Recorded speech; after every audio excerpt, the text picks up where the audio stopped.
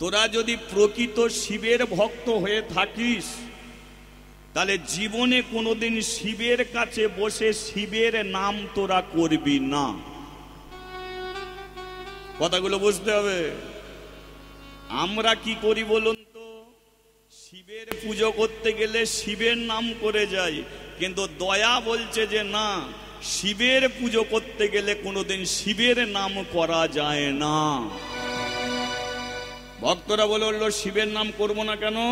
কারণ শিব নিজে বলে দিয়েছে যে আমার চরণ তলে বসে যে আমার নাম করে তাকে আমি কৃপা করি না, আমার চরণ তলে বসে যে কৃষ্ণের নাম করে আমি তাকে কৃপা করে। হরিবল হরিবল। কেন তিনি বললেন? কারণ শিব হচ্ছে একজন পরম কৃষ্ণ ভক্ত, শিব হচ্ছে পরম হরি ভক্ত, শিব হচ্ছে একজন পরম বৈষ্ণব। এবার বৈষ্ণবরা কি চায়? কোন বৈষ্ণব চাইবে যে এই দিন রাত্রি শুধু আমার নাম কর? সে বৈষ্ণব নিজের নামকে ভালোবাসে না, ভালোবাসে কৃষ্ণের নাম। তাই বৈষ্ণবরা দেখবেন 2 কিলোমিটার 5 কিলোমিটার দূর থেকে হলো হরিবাসরে বসে। কেন? কৃষ্ণ কথা শোনার জন্য। তাহলে যে শিব কৃষ্ণর নাম 5 মুখে করে, তাহলে তার কাছে যদি শিবের নাম করা যায়, শিবের তো ভালো লাগতে পারে না। আর সবচেয়ে বড় দেখবেন এ পৃথিবীতে সবচেয়ে অপমানিত দেবতাকে জানেন? সবচেয়ে অপমানিত দেবতা হলো একমাত্র শিবজি মহারাজ, শিব ঠাকুর। বলুন তো, শিবের ঘরদোর আছে? শিবের ঘর নেই, দোর নেই, বাড়ি নেই, গাড়ি নেই, চাল চুলো বলে কিচ্ছু নেই। শিবের দেখবেন সংসারে তেলের পর্যন্ত খরচা নেই যে মাথায় তেল মাখবে, মাথায় জট নিয়ে বসে আছে।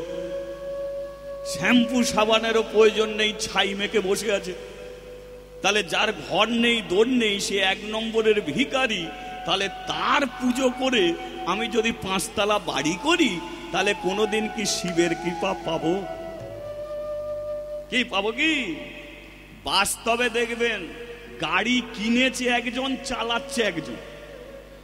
এর টাকা আছে, গাড়ি কিনেছে, চালাবার জন্য একজনকে দিয়েছে, যে চালাচ্ছে তার 2 তলা হচ্ছে, আর এ গাড়ি কিনে শুধু গাড়ি সারিয়ে সারিয়ে মরছে। এ মালিক কি বলবে? ভাই গাড়ি বিক্রি করে দেবে। তাই তো?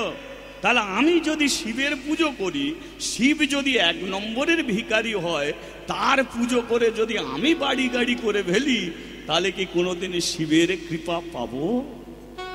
যার পুজো করব তারই তো চরণে মরবো।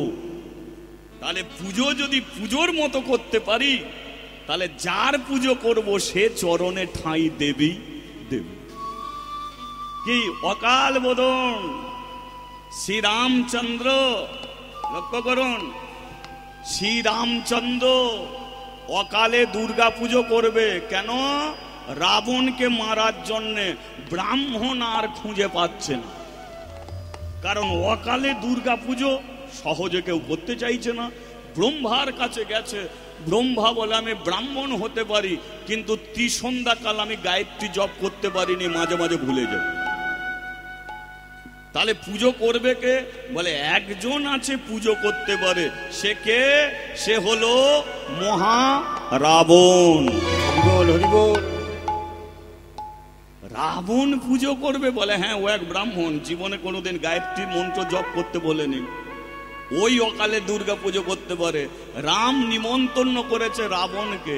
রাবণ যখন পুজোয় বসেছে, রাম বলছে রাবণ ভক্তি করে পুজো করো, কারণ এ পুজোটা চলছে তোমাকে মারার জন্য। রাবণ পুজো শেষ করে শেষ প্রণাম মন্ত্রটা কি করছে? হে মা দুর্গা,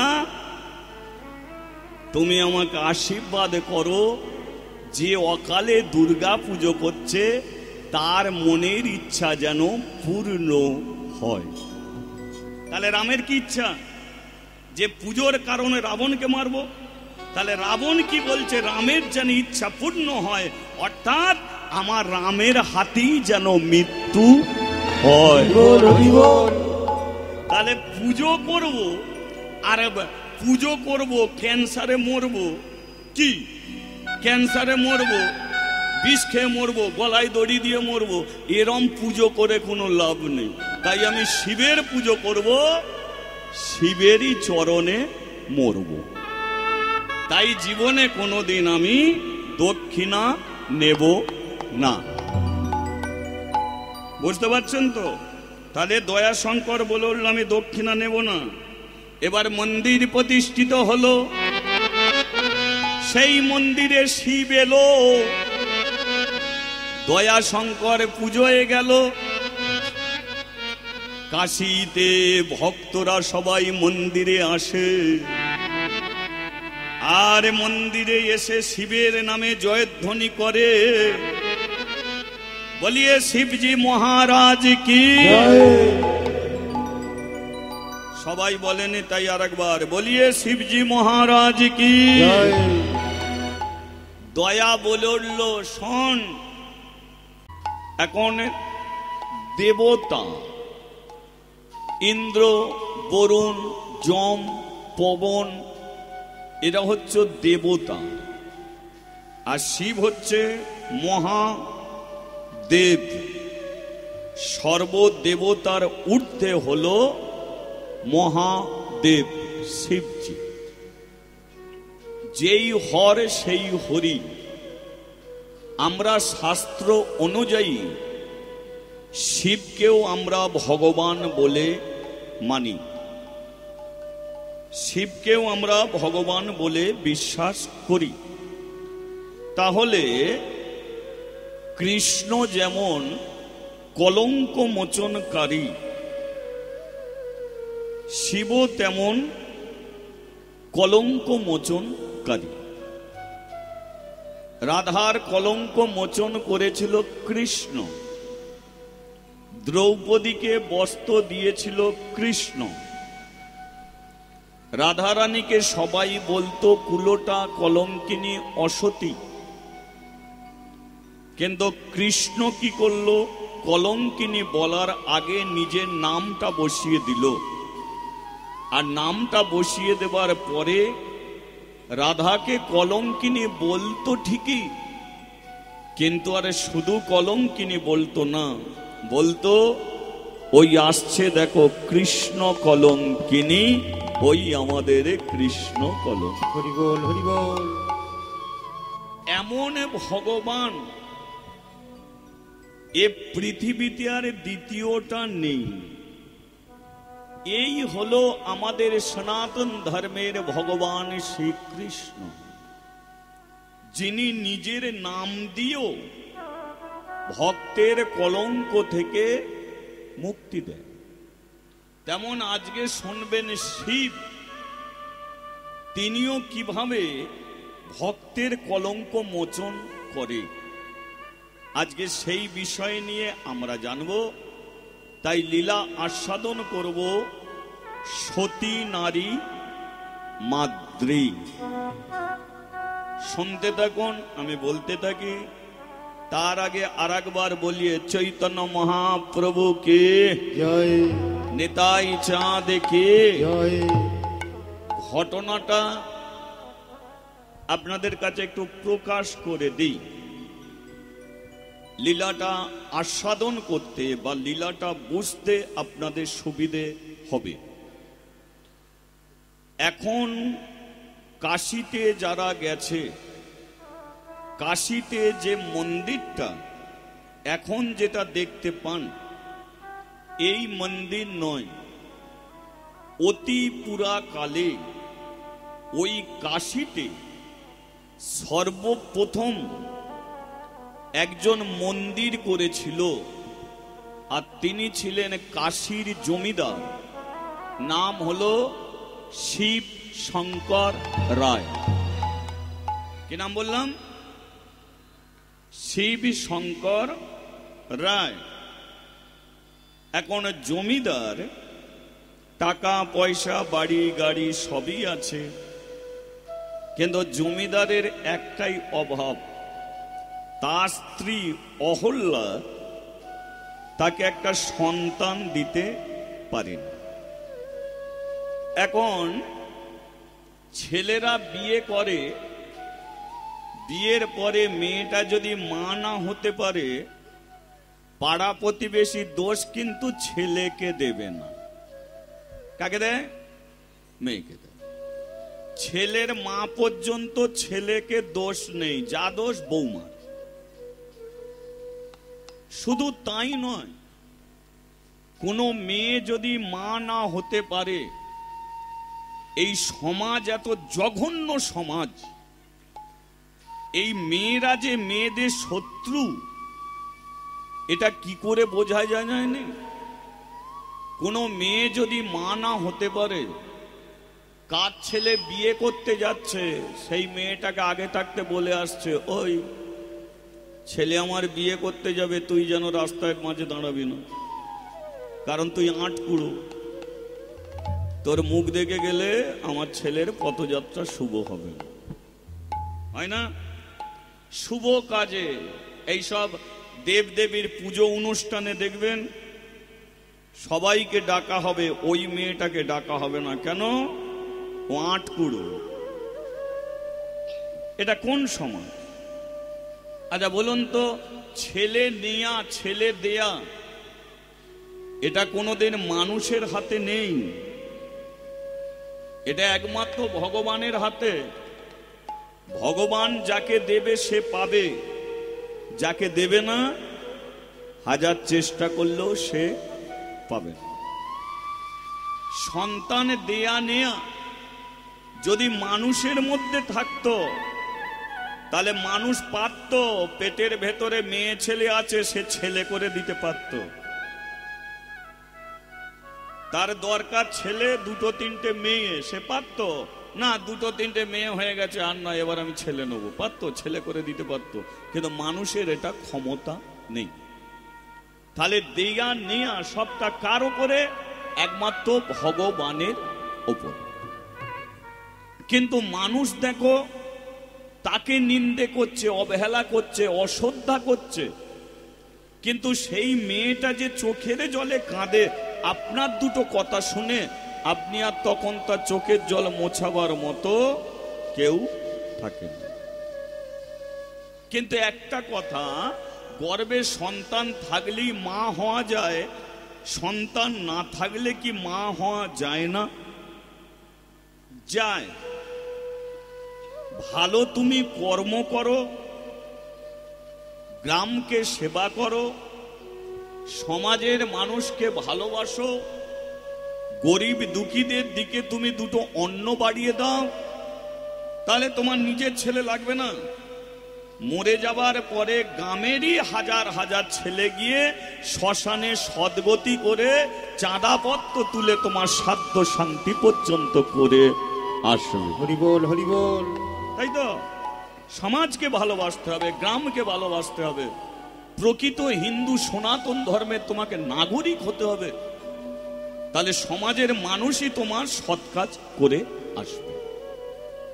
এমন পৃথিবীতে অনেকেই আছে, ছেলে তো দূরের কথা, বিয়ে পর্যন্ত হয় না, তারা মরে গেছে, হাজার হাজার মানুষ তাদের ঘরে শ্মশানে নিয়ে গিয়ে সৎ কাজ করে এসেছে। কজনের কথা শুনবেন? বাঙালির ছেলে স্বামী বিবেকানন্দ, বাঙালির ছেলে স্বামী বিবেকানন্দ ধুতি পরে আমেরিকায় গিয়েছিল, আর আমেরিকার প্যান্ট বুট পরা মানুষদের ইস্কন মন্দিরে টেনে নিয়ে সে ধুতি পরিয়ে ছেড়ে দিয়েছিল। বাঙালির ছেলে। তা সেই স্বামীজি সে তো বিয়ে পর্যন্ত করেনি, তাহলে সে যখন মরে গেল তার মুখে আগুন দেওয়ার মতো কেউ ছিল না? ছিল তো? কে? পেটে ছেলে নেই তবু মা কলিকাতার বুকে বসে আছে, ঠাকুর রামকৃষ্ণ দেবের স্ত্রী, তাকে কি শুধু সারদা বলে না মা সারদা বলে? মা সারদা। পেটে ছেলে নেই তবু সে মা হয়ে বসে আছে। ভারতবর্ষের প্রধানমন্ত্রী নরেন্দ্র মোদী, সে তো বিয়ে করেনি, তা মরে গেলে মুখে আগুন দেওয়ার মতো কেউ থাকবে না? কি মনে হয়? পশ্চিমবঙ্গের মুখ্যমন্ত্রী কি, এ তো বিয়ে করেনি, তাহলে মরে গেলে মুখে আগুন দেওয়ার মতো কেউ থাকবে না? কি তাহলে এ থেকে কি বোঝা যায় যে সমাজকে ভালোবাসো, গ্রামকে ভালোবাসো, তাহলে পৃথিবীর মানুষ তোমাকে সম্মান করবে, পৃথিবীর মানুষ তোমাকে শ্রদ্ধা করবে। বোঝা গেল? তাই অহল্যা, আসতে অহল্যা তার স্বামীকে বলে উঠল, শোনো, ছেলে আমি দিতে পারি না বলে যা ইচ্ছা তাই তুমি বলে যাচ্ছ, একটা ছেলেকে নিয়ে কি করবে? ভগবান তো তোমাকে টাকা পয়সা দিয়েছে, বাড়ি গাড়ি সব দিয়েছে, ছেলে ছেলে বলে তুমি পাগল হয়ে যাও না। গ্রামের মধ্যে নিজের টাকায় একটা মন্দির করো। কে বলছে? তার স্ত্রী। নিজের টাকায় একটা মন্দির করো। তোমার ছেলে নেই তো কি হয়েছে? তোমার ছেলে থাকলে বংশের প্রদীপ জ্বালবে। আর নিজের টাকায় যদি তুমি মন্দির করো, তাহলে সেই মন্দিরে হাজার হাজার ভক্ত এসে ভগবানের চরণে প্রদীপ জ্বেলে। হরি বল, হরি বল। এখন অহল্যার কথায় শিব শঙ্কর নিজের টাকায় একটা মন্দির করল। মন্দিরে প্রতিষ্ঠিত করলো কাকে? কৃষ্ণকে নয়, সর্বপ্রথম ওই কাশিতে নিয়ে এলো দেবাদিদেব মহাদেব শিবজিকে।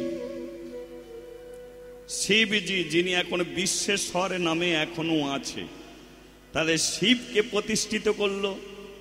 এবার শিবকে প্রতিষ্ঠিত করার পরে পুজো করার জন্য ব্রাহ্মণকে লাগবে, লাগবে তো নাকি? ব্রাহ্মণকে লাগবে।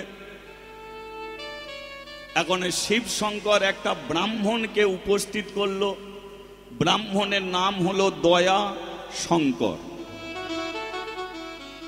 দয়া শঙ্কর বলল, জমিদার বাবু, আমি শিবের পুজো করতে পারি, কিন্তু পূজা করলে যে দক্ষিণা যে দেয় ভক্তরা, আমি জীবনে কোনোদিন দক্ষিণা নেব না।